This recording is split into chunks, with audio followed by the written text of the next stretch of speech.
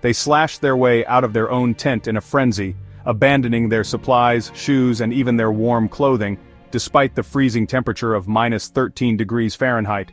Some fled barefoot into the darkness, others in only socks, as if escaping something unseen and unimaginable. When rescuers arrived weeks later, they found the campsite eerily undisturbed, personal belongings untouched, food still laid out as if waiting to be eaten. But the hikers were gone. A few hundred yards from the campsite, the first bodies were found. 2 men lying near a scorched tree, clad only in their underwear. One had third-degree burns on his leg, and in his mouth a chunk of human flesh, seemingly bitten from his own hand. Several hundred yards beyond them, more bodies were uncovered, scattered along the slope. Each one was covered in deep bruises and lacerations. Yet the most chilling discoveries were still to come. Months later, when the last 4 victims were found buried beneath 10 feet of snow in a ravine, investigators were stunned by the extent of their injuries. One hiker had a fractured skull. 2 others had their chests crushed so violently that forensic experts compared it to the force of a car crash. And most disturbingly, one of the women was missing her tongue and eyes. What happened in the frozen wilderness of the Ural Mountains that night in 1959? For decades, theories have ranged from Soviet military experiments to extraterrestrial encounters. Now, with newly analyzed evidence and scientific breakthroughs, we may finally have the answer. In late January 1959, 9 experienced hikers, mostly students and recent graduates of the Ural Polytechnic Institute, set out on a skiing expedition across the Ural Mountains. Their leader, 23-year-old Igor Dyatlov, meticulously planned the trek, mapping a route that no Russian had ever attempted before. This was no amateur expedition. Every member was skilled in surviving harsh winter conditions. They carried detailed logs, cameras, and journals, all of which would later provide crucial insights into their final days. But before their journey began, an unusual addition to the group raised suspicions, one that would later fuel countless conspiracy theories. A 37-year-old World War II veteran named Semyon Zolotaryov was added to the expedition at the last minute. He was nearly twice the age of most of the hikers, a complete outsider among the close-knit students, covered in cryptic tattoos, some of which no one could decipher. Zolotaryov had a past shrouded in secrecy. His military records were incomplete, full of unexplained gaps, the kind often seen in people involved in classified operations. Some whispered that he wasn't just a hiker, but a man with a mission, possibly a KGB operative. On January 28, the group departed. One member, Yuri Yudin, was forced to turn back early due to illness. As he said goodbye to his friends, he had no idea he would be the last person to see them alive. When the group failed to return by their scheduled date, search teams were dispatched. What they found on February 26th baffled everyone. The hiker's tent was located on the slopes of Kholat Syakhl, meaning dead mountain in the Mansi language. The tent was partially buried in snow, yet everything inside was untouched. Their clothing, boots, journals, cameras. The most bizarre detail?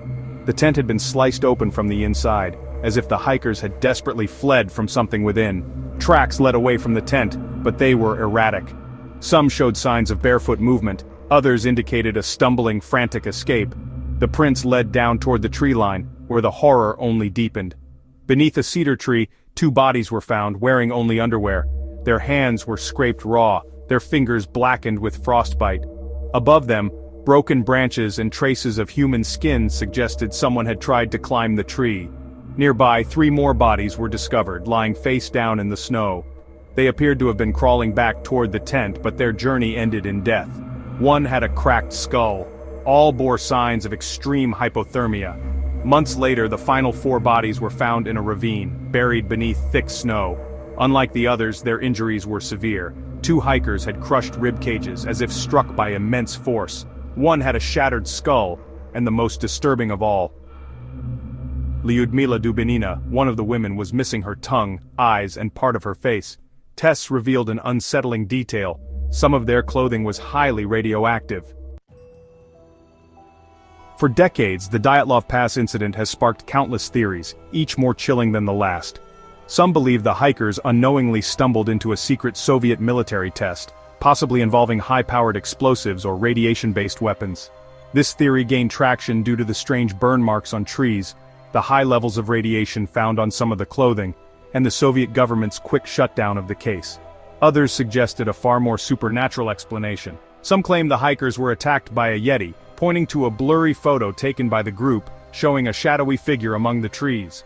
UFO theories also emerged, fueled by eyewitness accounts of strange lights in the sky and an eerie final photo on one of the hikers' cameras depicting what appeared to be glowing orbs.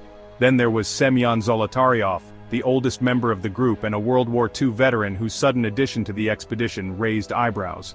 Some suspect he was a KGB agent, and the group was caught in a deadly espionage operation involving American CIA operatives. Another theory suggests the hikers accidentally provoked the local Mansi people by trespassing on sacred land, leading to a violent confrontation. However, none of these theories fully explain the bizarre mix of injuries, missing body parts, lack of external wounds, or the presence of unexplained radiation until modern forensic analysis provided a chilling but rational answer. Now, however, we finally know what really happened on that fateful night in 1959. In 2019, the case was reopened for investigation and Russian prosecutor Andrei Kuryakov was put in charge. Using modern forensic techniques including photogrammetry, where old photographs were analyzed to reconstruct the scene, his team made a shocking discovery. The hiker's tent had not been where the original investigation had believed. Instead, it was located several hundred feet away, on a much steeper section of the mountain. This crucial detail completely changed how investigators understood the events of that night. Weather reports from that night revealed brutal conditions. Winds were reaching speeds of up to 65 miles per hour, and temperatures had plunged to -30 degrees Celsius. Photos taken by the hikers showed that they had cut deep into the snowpack while setting up their tent, trying to create a level surface and protect themselves from the howling winds. Normally, this would have been a smart survival tactic, but in this case, it turned out to be a fatal mistake. By digging into the snow, the group weakened the entire snowbank without realizing it. As the blizzard continued, more snow piled up, adding immense weight to an already fragile structure. Sometime in the night, disaster struck. A 3-foot-thick slab of snow suddenly broke loose and collapsed onto the tent.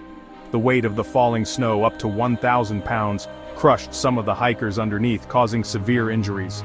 For those trapped in the worst spots, the force would have been like getting hit by a speeding car. With their tent now buried and their gear trapped under the snow, the hikers faced a terrifying decision. But even worse, the sudden shift of snow likely triggered an instinctual fear that every mountaineer dreads: avalanche. They had no way of knowing that only a small slab had fallen, and that the danger had already passed. In their panic, they cut through the tent with knives and ran out into the freezing night, leaving everything behind.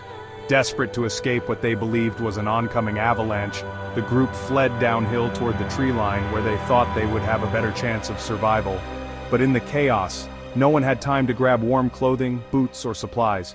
At the edge of the forest, the hikers tried to regroup. They built a fire beneath a large cedar tree, hoping to keep warm, but the fire alone wasn't enough. One of them even climbed up the tree to break off dry branches, which explained why search teams later found bits of skin and torn clothing on the bark. But with winds still howling and their bodies exposed to the brutal cold, 2 of the hikers succumbed to hypothermia and died near the fire.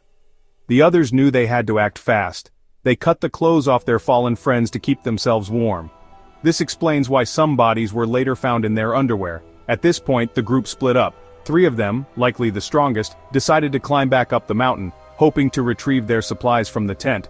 By now, they had probably realized that no avalanche was coming, but in the pitch-black darkness and the middle of a blizzard, navigating back to the tent was nearly impossible. One by one they collapsed in the snow and froze to death, only a few hundred yards from safety. Meanwhile, the remaining 4 decided to build a snow shelter in hopes of surviving until morning. But once again, they were met with terrible luck. Unknowingly, they dug their shelter directly above a hidden stream.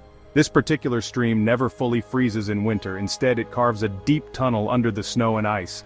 As they worked to create their shelter, the snow beneath them suddenly gave way. The hikers plunged down into the hollow space below and were immediately buried under 15 feet of compacted snow. This explains why these 4 had the worst injuries. The force of the collapse crushed their ribs and skulls, much like a car crash. Weeks later, scavengers found the exposed bodies and fed on the soft tissue of the victims' faces. This is the most likely explanation for Lyudmila Dubinina's missing tongue and eyes.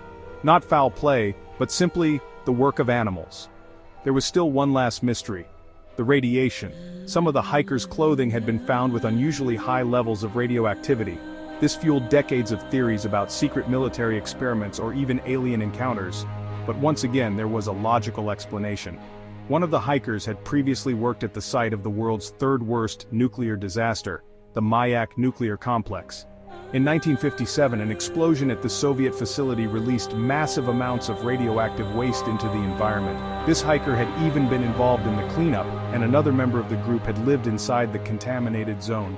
It's likely that some of their clothing was exposed to radiation long before their doomed journey began. While this explanation answers many questions, it doesn't fully erase the mystery. Why did some injuries resemble those from an explosion? Why were glowing orbs reported in the sky? And why was the investigation abruptly closed in 1959? Even today, Dyatlov Pass remains a chilling enigma. Was it simply a tragic accident, or is there a truth that remains hidden? The hikers took their secrets to the grave, but their story still haunts the world. What do you think happened that night in Dyatlov Pass? Let us know in the comments below. Don't like this video, and definitely don't subscribe. You wouldn't want weekly doses of mind-blowing mysteries, creepy legends, and unexplained events, would you? Yeah, I didn't think so, and whatever you do, don't click on the video above, unless you want to uncover the secrets they don't want you to know.